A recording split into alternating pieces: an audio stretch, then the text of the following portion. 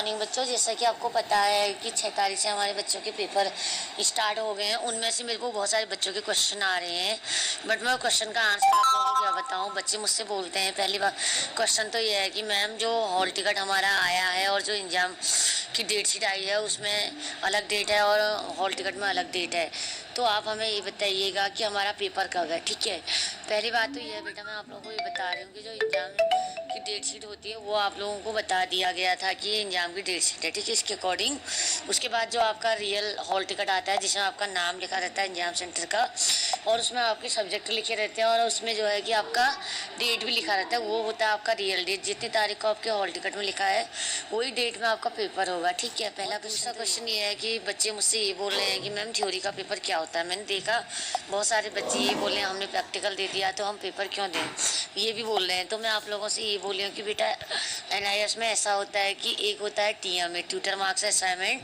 वो अगर आप बनाते हो ठीक है, अगर नहीं भी बनाते हो तब भी आपको उसमें 33 मार्क्स तो लाने ही है। ठीक है, अगर बना दिया, वैसे तो हमारे सारे बच्चों ने बना रखे हैं, मैंने आप लोगों को पहले भी बताया था कि असाइनमेंट बना भी बोलते हैं कि मैम हमने तो असाइनमेंट में हम पास है तो हम पेपर क्यों दें, और हमने प्रैक्टिकल दे दिया हम पेपर क्यों दें। बेटा प्रैक्टिकल में भी पास होना जरूरी होता है और थ्योरी में भी पास होना। थ्योरी उसे बोलते हैं जो लिखने वाला होता है, जिसको लिखित बोलते हैं, आप एग्जाम सेंटर में जाके देते हो उसको बोलते हैं। ठीक है, ये तो मेरा क्वेश्चन, यहाँ पर बच्चे इस टाइप के क्वेश्चन आते हैं। ठीक है, ये मैं आप लोगों को ये बता रही हूँ कि आप लोगों को क्या करना है, पेपर देने के लिए ज़रूर जानना है। अगर आप किसी भी बच्चे का SYCT का मतलब ये होता है कि सब्जेक्ट नॉट क्लियर, SYCP का मतलब ये होता है कि प्रैक्टिकल नॉट क्लियर।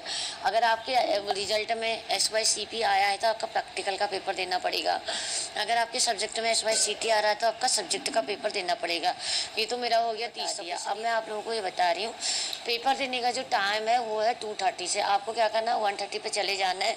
और एग्जाम सेंटर हम नहीं देते। बहुत सारे बच्चे ये बोल रहे हैं कि मैडम आपने हमारा सेंटर इतनी दूर क्यों डाल दिया। बेटा वो हमारे हाथ में नहीं होता, बोर्ड के हाथ में होता। बोर्ड के अकॉर्डिंग बोर्ड आपका एग्जाम सेंटर देता है। ठीक है, जहाँ हॉल टिकट में आपका एग्जाम सेंटर मेंशन किया उसी में आपका पेपर होगा, वहीं जाइएगा पेपर देने के लिए। ठीक है, कि बहुत सारे बच्चे मुझसे कल भी कहते हैं कि मैम आपने हमें गारंटी और वारंटी दो पेपर की पास होने की। बेटा मैं आपको कैसे गारंटी वारंटी दे, अगर आप बाई चांस आप स्कूल जाते तो स्कूल का टीचर आपको गारंटी वारंटी देता है क्या। ये नेशनल इंस्टीट्यूट ओपन स्कूलिंग, यहाँ पे घर बैठे पढ़ाई की जाती है और आप लोग को सारी प्रॉब्लम बताई जाती है। हम लोग क्या करते हैं कि आपको खाली सिर्फ फॉर्म भी नहीं भरते हैं, उसके अकॉर्डिंग हम साल पर पूरा 1 ईयर तक आप लोगों को हेल्प करते हैं, पूरे आपको सब कुछ बताते हैं। उसके बाद भी आप लोग कहते हो कि मैम गारंटी वारंटी नहीं होती है। इसमें गारंटी वारंटी हम ही क्या, कोई भी नहीं दे सकता है।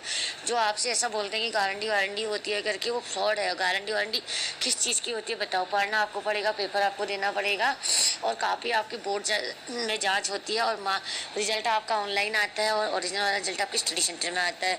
तो गारंटी हम कैसे दें, ये भी तो NIS बोर्ड है। ठीक है, मैम आप हमें ये बताइए कि हमने सुना है कि NIS बोर्ड की वैल्यू नहीं होती है, तो मैं आप लोगों से ये कह रही थी, तो आपने बहुत चीज़ें सुनी है बट आप सुनी हुई बातों पे ही यकीन करते हो।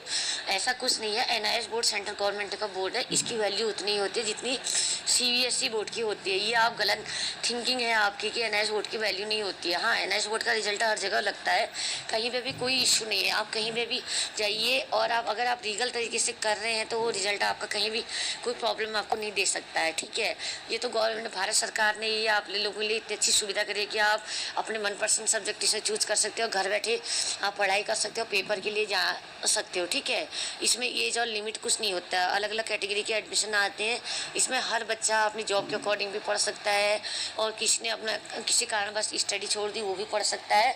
इतनी सुविधा देने के बाद भी आप बोलते हो कि मैडम इसकी वैल्यू नहीं है। कैसे नहीं है, इसकी फुल वैल्यू है। ये बिल्कुल गलत है कि इसकी वैल्यू नहीं है कहना। ठीक है, ये चीज़ें मैंने आज आप लोगों को बता दी। अगर आपको हमारी वीडियो पसंद आती है please like share subscribe comment कर दीजिएगा। आज के लिए इतना ही, धन्यवाद।